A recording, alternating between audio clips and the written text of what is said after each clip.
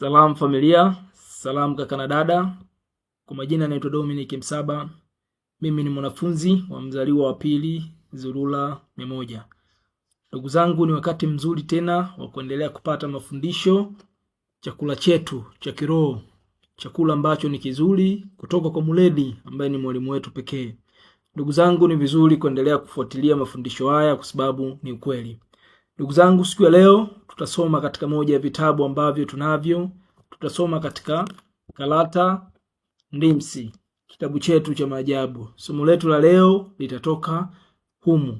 Kwa hiyo ni mwendelezo wa yale ambayo tunaendelea kuyapata ndugu zangu. Tutasoma katika Kalata Ndimsi katika tema ambayo inasema shikeni amri za neno. Tutasoma katika moja ya mapatriarki wetu ambao walitembea kulingana na ukweli. Kwenye Biblia za kisasa wao walimuita kama Yohana wa Ufunuo, lakini tunajua ukweli wa jina lake anaitwa Laksabe.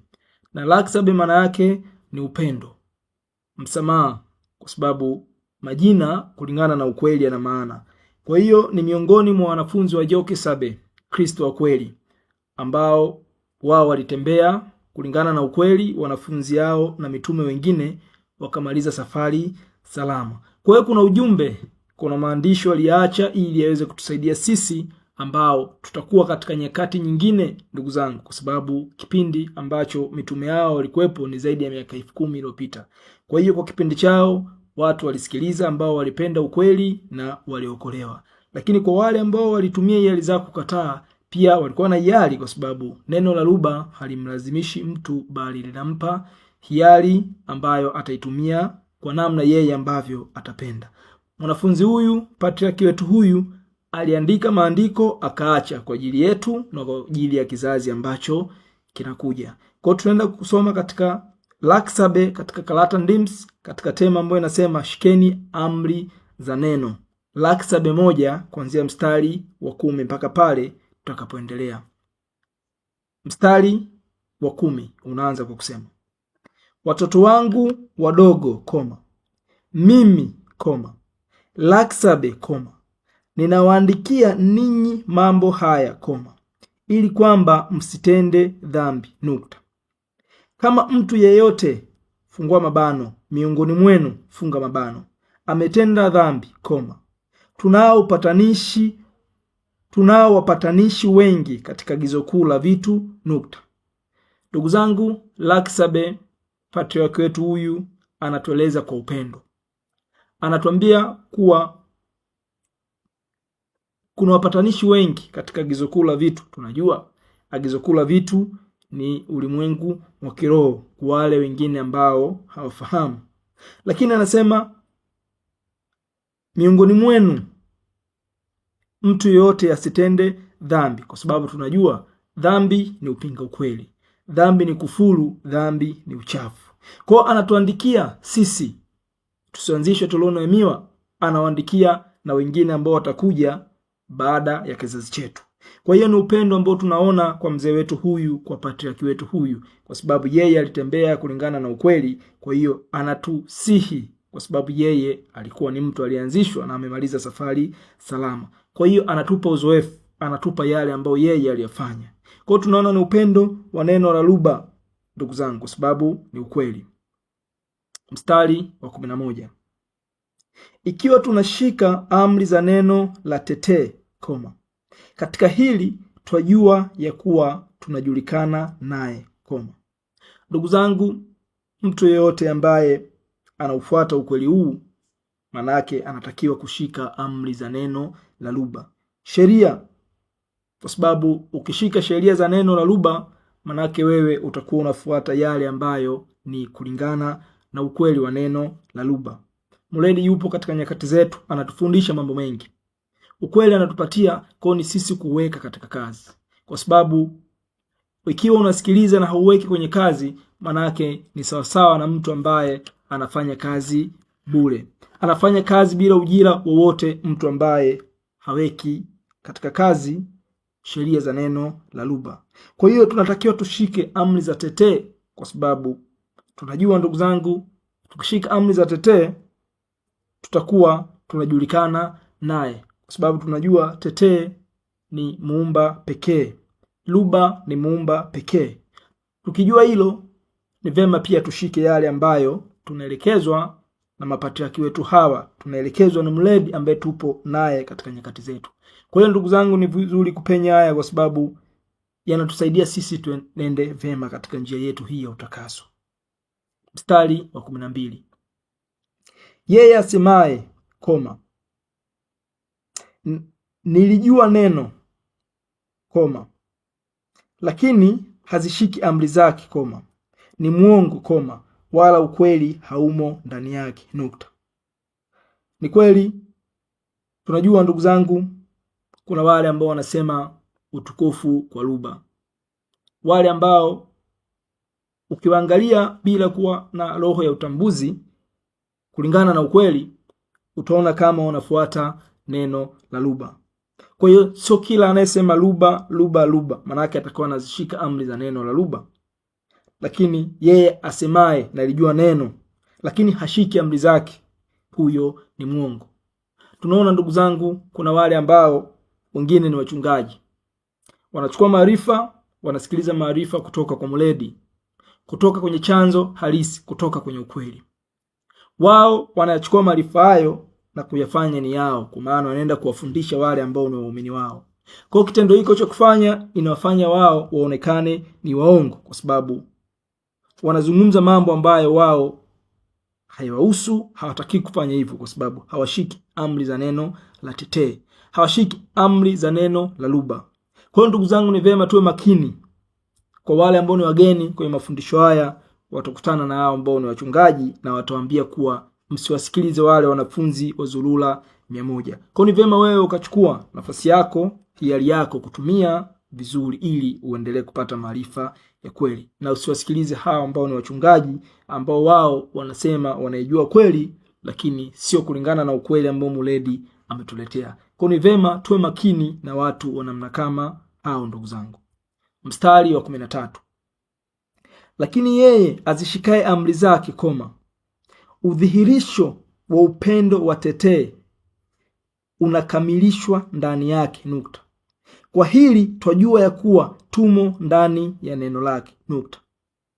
Ndugu zangu, yeyote anayeshika amri za neno la Luba, ndani yake atadhihirisha upendo, atadhihirisha kuzishika sheria za neno la Luba, kwa sababu ndani ya neno la Luba kuna upendo, kuna amri, kuna sheria, kuna maarifa, kuna kila kitu ambacho ni kulingana na ukweli.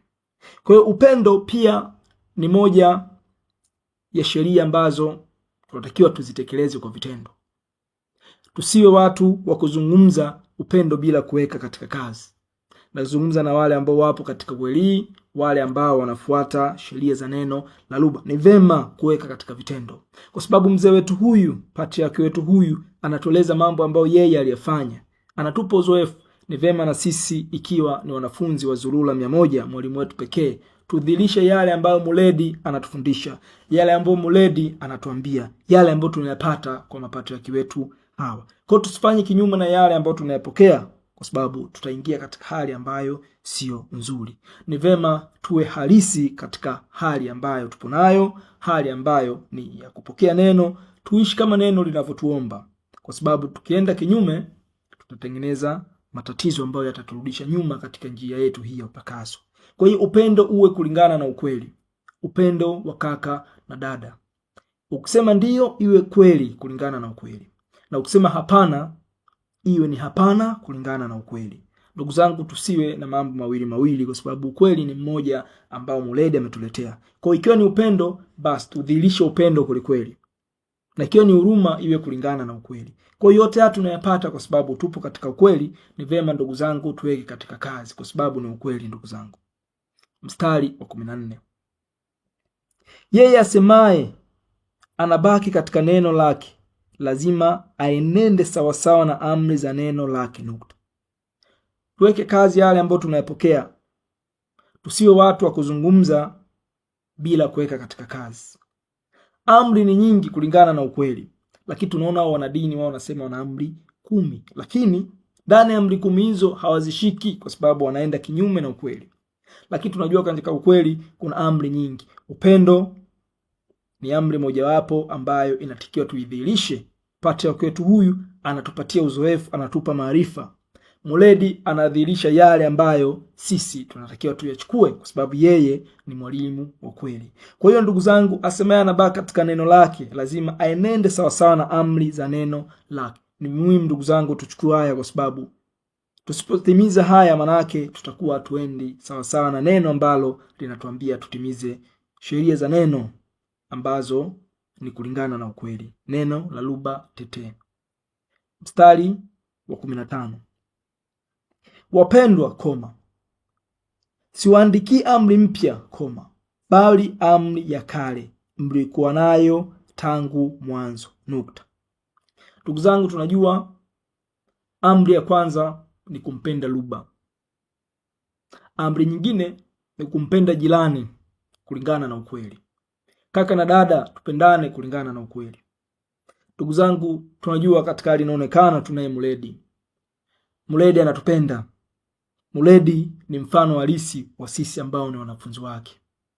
Muledi anatufundisha kwa vitendo. Ni tofauti na hao ambao wanajiita ni wachungaji. Wao wanafanya tofauti na yale ambayo wanayasema, kwa sababu hawapo katika ukweli. Lakini tunapoona Muledi, tunaona upendo halisi. Kwa wale ambao tumekutana naye, wale ambao tumeonana naye ana kwa ana, ni ushuhuda wa haya ambao mimi nayazungumza. Ndugu zangu, ni upendo halisi tunauona kwa mwalimu wetu. Kwa hiyo ikiwa ni mtu ambaye anahubiri, anazungumza kulingana na hali ya upendo, ni vema uangalie yeye upendo anaufanya namna gani. Upendo kwa kaka na dada ni vema udhihirike. Kwenye upendo huwezi kumuumiza kaka, huwezi kumuumiza dada, huwezi kumuonea aibu dada au kaka endapo anaenda tofauti na yale ambayo Muledi anatufundisha. Ukiona kuna hali ya dada anaenda tofauti, ndugu zangu, upendo unatuomba tufanye hivyo.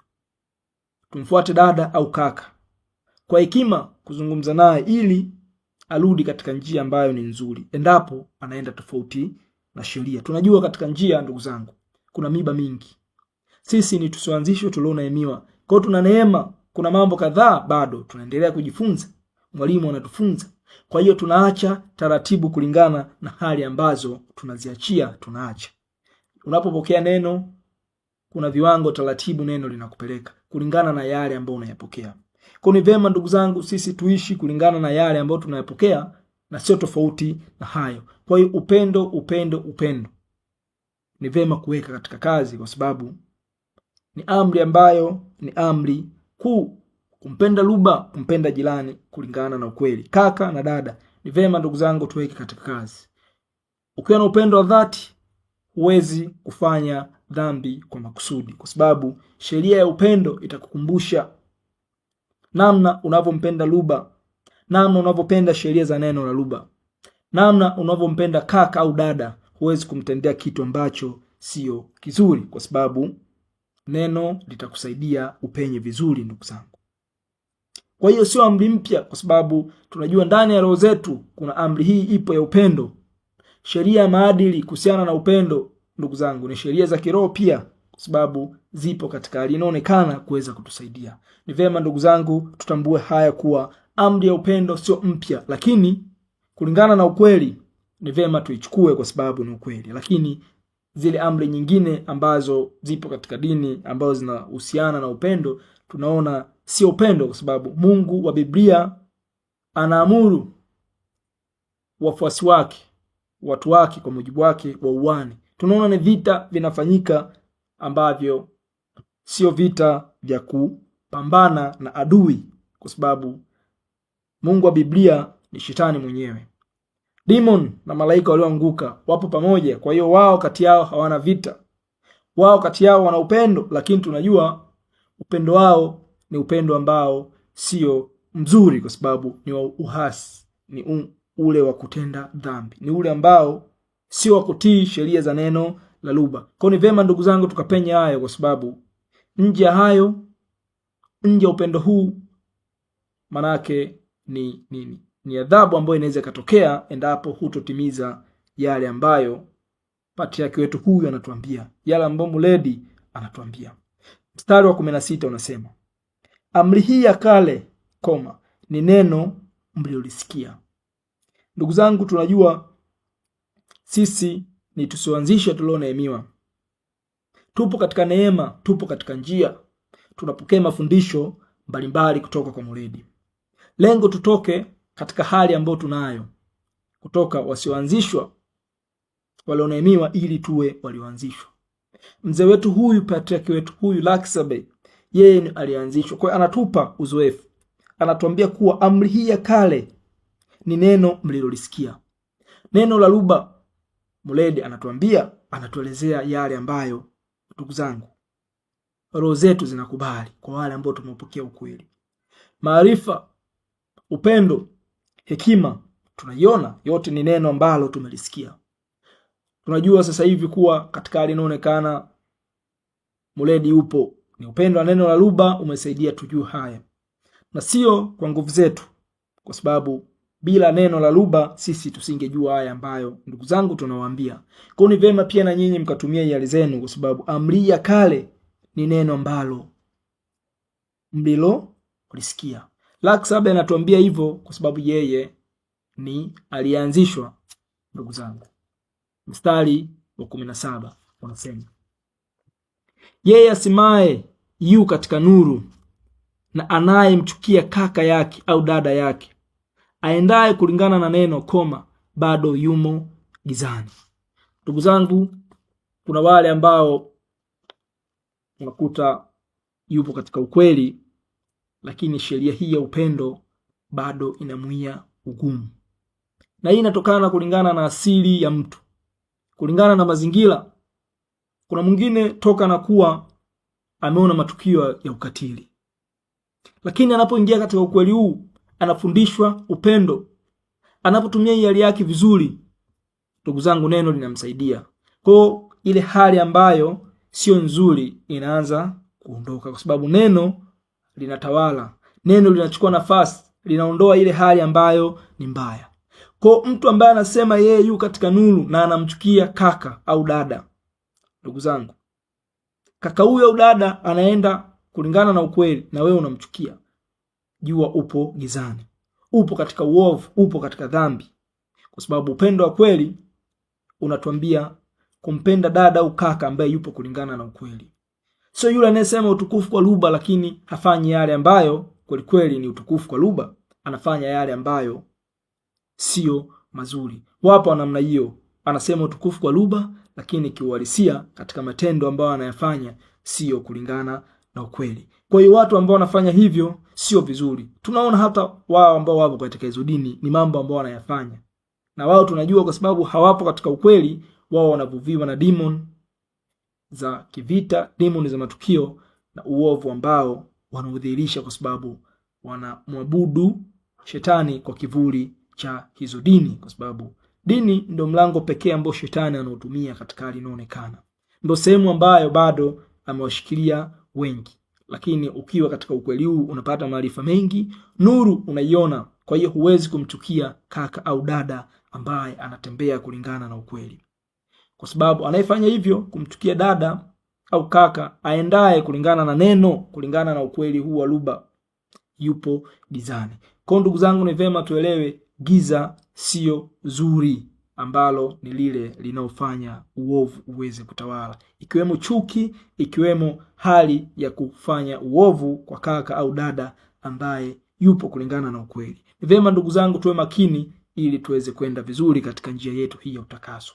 Mstari wa 18, yeye anayempenda kaka yake au dada yake kulingana na neno, anakaa katika nuru, wala hamna sababu ya kujikwaa ndani yake, nukta. Ndugu zangu, upendo, Laksabe anatuambia yoyote ambaye anampenda kaka au dada ambaye anatembea kulingana na ukweli yupo katika nuru. Neno la Luba ni nuru. Tulikuwa gizani katika uovu wakati tupo katika hizo dini, lakini ukweli wa neno la Luba umetupa mwanga, unatuangaza, unaendelea kutupa mwanga kwa sababu tupo katika ukweli. Kwa hiyo neno ambalo ni nuru, mtu ambaye anatimiza sheria ya kumpenda kaka au dada kulingana na ukweli, neno linamuongoza, linampa maarifa, linampa hekima. Kaka au dada anapokosea, neno linampa namna ya kuweza kuzungumza, na dada ambaye anaambiwa au kaka naye pia anaingia katika ufahamu mzuri, kwa sababu naye yupo katika ukweli. Roho zetu zinajua ukweli, lakini unakuta kuna mazingira ambayo wenyewe tunajichelewesha, na ndio maana tunaombwa sana tulio katika ukweli huu tuombe sana neno la lugha liendelee kutusaidia, kwa sababu kwa nguvu zetu sisi hatuwezi. Kuna wale ambao wanaona wao wanajitegemea wenyewe kwa sababu ya maarifa ambayo ya katika hali inaonekana, maarifa ya uongo. Wao waliokuwa kwenye dini, sayansi za uongo, sehemu tofauti mbalimbali ambazo zinatoa mafundisho ambayo sio kulingana na ukweli, wote wapo katika giza. Nuru ya kweli ndo hii ambayo mnaisikia kutoka kwa Muledi Zulula 100, mwalimu wetu mkuu ambaye yupo nasi katika hali inaonekana.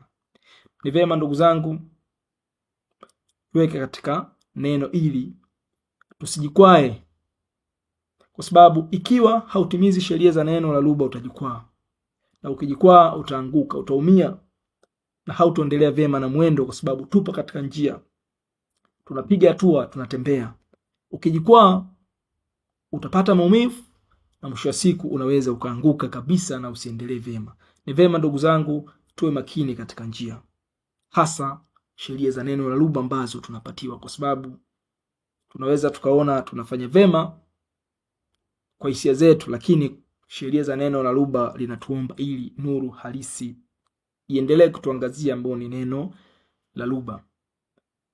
Mstari wa 19 ambao ndo mstari wetu wa mwisho unasema, lakini yeyote anayemchukia kaka yake au dada yake ambaye anatembea kulingana na neno koma, yuko gizani koma, anatembea gizani na hajui aendako koma, kwa sababu giza limempofusha macho nukta.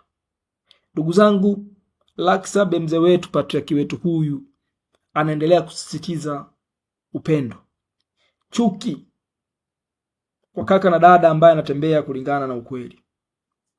Mtu ambaye anafanya hivyo, kaka au dada ambaye anamchukia kaka anamchukia dada, yupo gizani, anatembea gizani, hajui aendako, kwa sababu giza limempofusha macho. Ndio wale ambao unakuta akiwa mbele ya kaka na dada ambao wanatembea kulingana na ukweli, anasema utukufu kwa lugha, lakini hatendi yale ambayo yanaendana na yale ambayo anayasema. Tusio wengi wa kusema yale ambayo tuweze kutenda, tusiwe wengi wa kuzungumza yale ambayo hatuwezi sisi kuyaweka katika kazi. Kwa hiyo tema yetu ya leo inahusiana na shikeni amri za neno kutoka kwa patriaki wetu huyu Laksabe katika Kalata Ndims, kitabu chetu cha maajabu. Ndugu zangu, ni vema tuyaweke katika kazi. Wale ambao ni wageni, wale ambao ni mara ya kwanza kusikiliza mafundisho haya, jueni katika hali inaonekana tunaye mwalimu mkuu, tunaye Muledi mzaliwa wa pili, yupo mwalimu ambaye anatufundisha yote haya. Kwa msiogope, tumieni hali zenu vizuri ili muweze kuingia katika nyumba nzuri. Ni vema ndugu zangu tukapenye haya, Muumba pekee ni lugha, hakuna muumba mwingine. Ni vema ndugu zangu tuweke katika kazi, kwa sababu ni ukweli.